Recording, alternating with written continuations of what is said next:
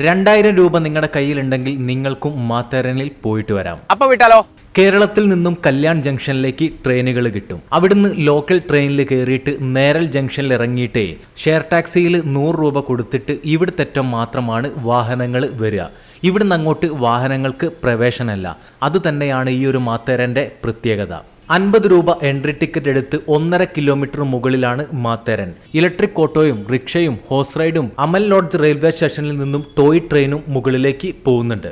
നടന്നു പോകുന്നതാണ് വൈബ്. ഇതേപോലെ കോടമഞ്ഞിനുള്ളിലൂടെ റെയിൽവേ ട്രാക്കിലൂടെ നമുക്ക് നടന്നു പോവാം. ഇനിയാണ് കാഴ്ചകളുടെ ലോകം. 30ൽ കൂടുതൽ വ്യൂ പോയിന്റുകൾ ഇവിടെ കാണാനുണ്ട്. എല്ലാ വ്യൂ പോയിന്റും കാണാൻ വേണ്ടിയിട്ടേ ഒരു 2-3 ദിവസമെങ്കിലും വേണ്ടിവരും. ഇതാണ് എക്കോ പോയിന്റ്. ഒരു രക്ഷയില്ലാത്ത സ്ഥലമാണ്. ആ ഒരു കുന്നിന്റെ മുകളിൽ ആളുകൾ നിൽക്കുന്ന കണ്ടോ, അതാണ് ലൂസിയ പോയിന്റ്. അതേപോലെ തന്നെ ഇവിടെ റിവേഴ്സ് വാട്ടർഫാൾ ഉണ്ട്. ഇവിടുത്തെ കാട് കാണാൻ തന്നെ ഒരു പ്രത്യേക ഭംഗിയാണ്. ഇതാണ് ലൂസിയ പോയിന്റ്. ഇതേപോലെ ഒരുപാട് വാട്ടർഫാളുകൾ നമുക്ക് ഈ ഒരു മഴക്കാലത്ത് ഇവിടെ കാണാൻ പറ്റും. മൺസൂൺ സമയത്താണ് നിങ്ങൾ ഇങ്ങോട്ട് വരേണ്ടത്. ഇവരാണ് ഇവിടുത്തെ മെയിൻ. ഒരുവിധം എല്ലാ സാധനങ്ങളും കൊണ്ടുവരുന്നതേ ഇവരാണ്. കണ്ടാലും തീരാത്ത അത്രയും കാഴ്ചകൾ നിറച്ചു വെച്ചൊരു കുന്നാണ് മാത്തേരാൻ. ഇതിൻ്റെ ഫുൾ വീഡിയോ നമ്മുടെ ഫ്രീ 20 യൂട്യൂബ് ചാനലിൽ വന്നിട്ടുണ്ട്. അപ്പം നേരെ മാത്തേരാൻ കാണാൻ പോവല്ലേ.